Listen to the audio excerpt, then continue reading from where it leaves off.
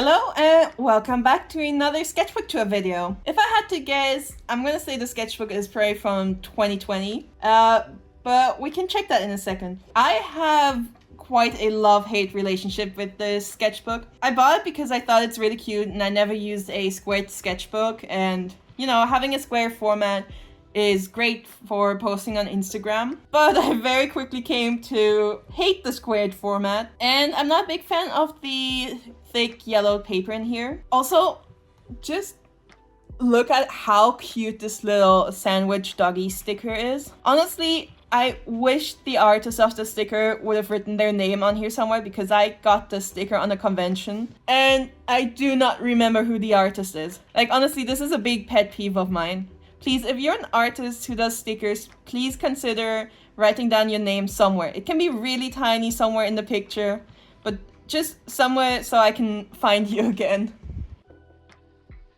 And actually, as it turns out, I did not write a date on this book. Now that I see the artwork inside of it, I do remember that I did start the sketchbook pretty early on in my relationship with Nicholas, so I must have started it in 2019. However, I'm pretty sure that I did drop the book for quite a while and then picked it up again because I finished this book in, I believe, like 2020, 2021. There's some work from my uni classes in here. I also just bought my first batch of washi tape, and then I got really upset by the fact that washi tape is not very sticky.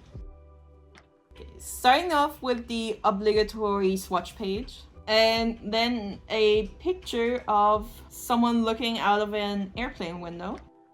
I remember these first few pictures, I was really proud of them, and I showed them to Nicholas and he basically told me they're really bad. And I quote, "This is not what trees look like," even though I very much referenced a tree that looked pretty much exactly like this. And I was pretty angry with him. I don't draw sceneries often, or it's very, very rare that I draw sceneries, but somehow every now and then I kind of feel like it. Here you can also see my gray pens running empty. I'm trying so hard to get the last bit of ink out of here. I probably should not have been using alcohol markers on this paper because it's pretty thick and it really sucks up the paint, which makes the markers run dry way faster.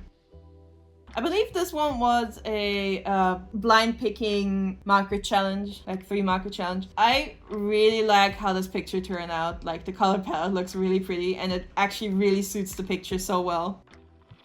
Here's a Harvest Moon or Story of Seasons strawberry cow. I think this was at the time where one of the games released, and if you bought the pre-release you could get a plushie of this cow. But unfortunately, no store or like online stores included in Germany were offering this pre-order bonus, which actually made me pretty sad because I really wanted that strawberry cow. This is a picture that Nicholas asked me to draw that is one of his, I think, League of Legends characters that he just spent a lot of money on. Show me. It's the TFT League of Legends, he says. No, and just Legends. I think they're called Legends. TFT Legends. It's a Kiki. It's a Kiki. He claims that he did not spend a lot of money on this. I beg to differ. That was at the time where it was hard to get them. Here's me attempting to draw a poodle. Drawing animals was still a really new thing for me. Not saying I'm much better at it now, but drawing a bunch of My Little Pony characters kind of helped even when it comes to drawing cats and dogs. I really like this one. I used one of those 4-colored rainbow pencils to do the spots. And this picture is actually inspired by a dog food advertisement that used to run on TV when I was a little kid. That ad still stuck with me even today. This one might be a little hard to see because I used some cheap metallic markers to color this in, but this is supposed to be a long-haired chihuahua. Yeah, if I turn it, this won't fit in frame. But this is it's not necessarily supposed to be Sailor Moon, but it's a very obviously Sailor Moon inspired character. Here I drew a picture of my friend's Animal Crossing New Horizons island and his character. So these pages were definitely drawn when probably in the month that game came out. This was another character called Freya.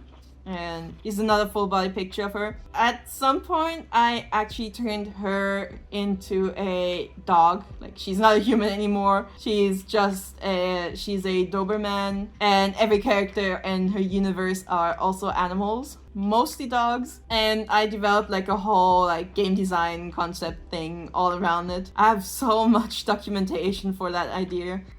This is a sketch for one of my alien characters called Stramir. Here she is in a full body. She's also a queen, so she has a cute little crown on here. I really like her. I think she's really fun to draw because she's kind of like soft and long. I don't know, kind of reminds me of a worm. There's my character Cordelia and a little maze that I drew for one of my puzzle design classes. This was like a warm-up exercise that our teacher gave us.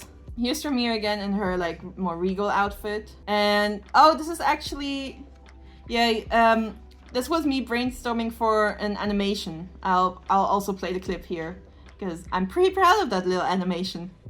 These were more like just concept sketches for my frame-by-frame animation class. And this is Cordelia as a toddler, and then she turns into her... Technically it's her dragon form, but it is intended to look more like a dog than a dragon.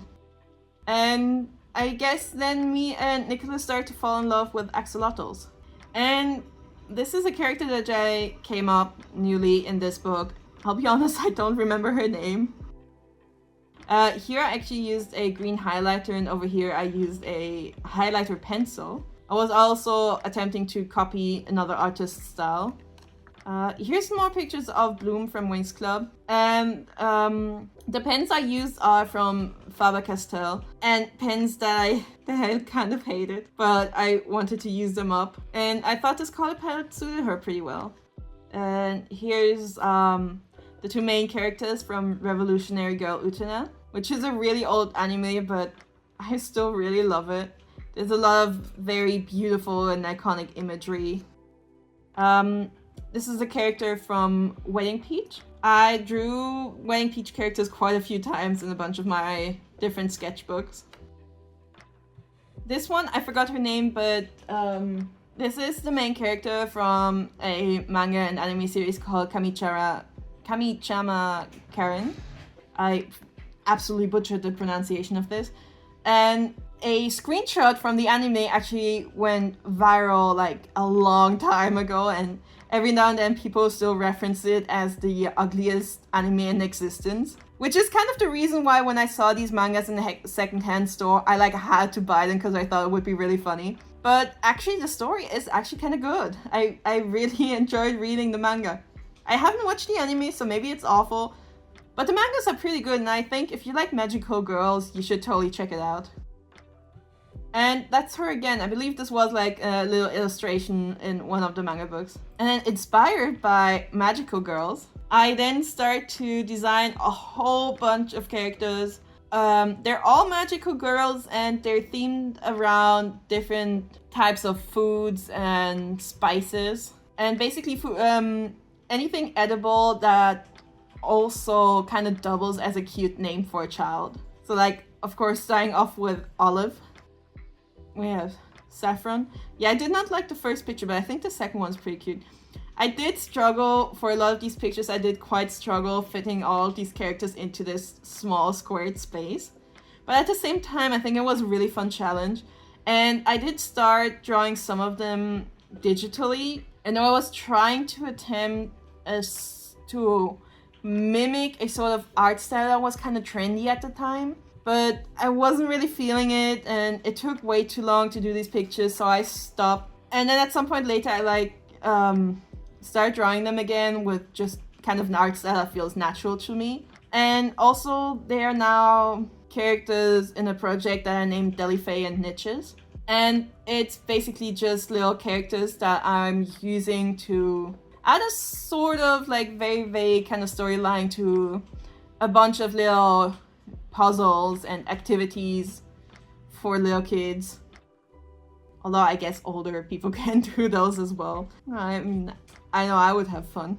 So I actually went through a bunch of like baby name lists just to see what people would consider an adequate baby name. This one I thought was kind of funny because one of the lists actually said Ro as in that type of cheap fish eggs that you get on sushi sometimes. And roe itself sounds really cute, but the idea of naming my child after fish eggs is really weird to me. I believe for most of these pens I used Stabilo pens for the outlining and probably for the colors as well, which is why they're all quite a limited color palette. Oh, this girl looks really cute. I really like her. Again, the name Brie is kind of cute, but the thought of naming my child after cheese is a little weird to me. This character was surprisingly popular when I showed her to my friends. Everybody seemed to really like her, and I also think she looks really cute. But I think the pens that I used here in my sketchbook, the red is like far too dark. This one I quite like just because she really, I don't know, probably because of the hair, but she really reminds me of cookie dough ice cream specifically. And that is by far my favorite type of ice cream. For Plum, I quite like the color combination of this like pinky purple mixed with the very yellow hair. I think that's kind of cute.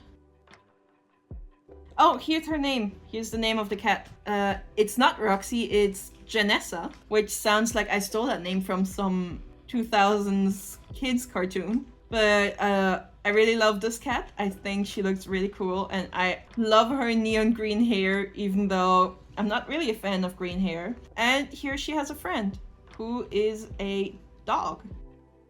But of course, Janessa is the one stealing the show here. I think this picture, this messed up sketch over here was an attempt of redrawing a picture that I drew when I was in 6th grade, and I immediately failed, and it's actually really embarrassing how bad this looks compared to what I drew when I was like 10 or 11.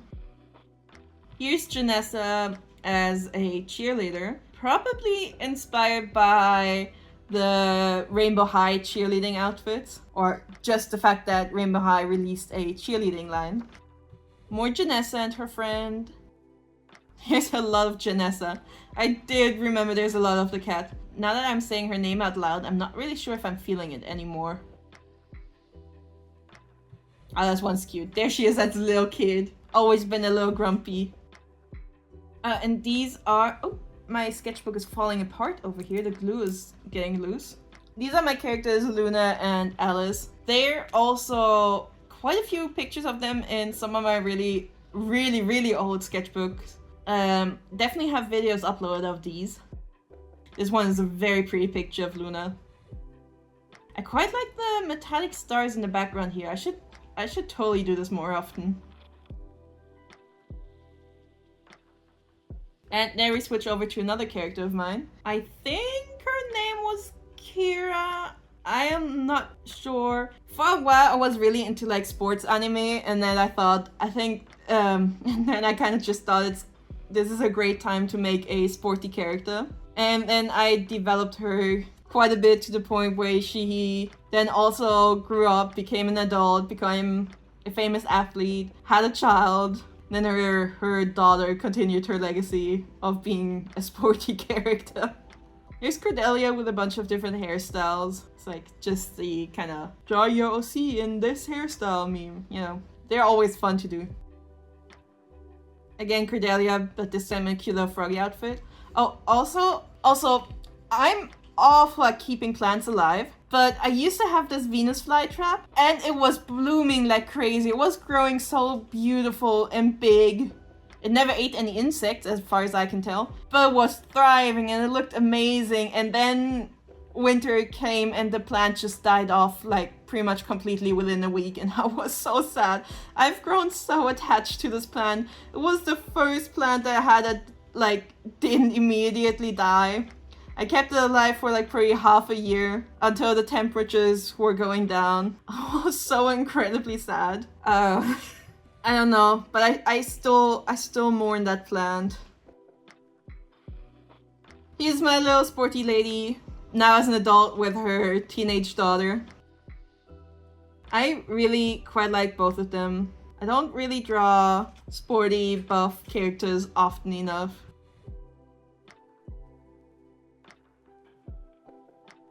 The fact that her teenage daughter looks more grown up than the mother is kind of supposed to be a bit of a joke. Even though the mother isn't supposed to look young, but just because she's really tiny and her daughter is really tall. And there's the mom, younger again, with a bunch of different sport items in the background just to kind of fill the empty void. I remember having a lot of fun drawing these last few pages in this book. And then I never drew these characters again till this day, I think. And that's the end. I really hope you enjoyed another sketchbook tour of mine. And if you did, please consider to like, comment, and subscribe. And you can also go and check out some more of my sketchbook tour videos. At this point, I probably have a playlist up with them. Or you could check out any of my other videos or my social media. Alright, goodbye!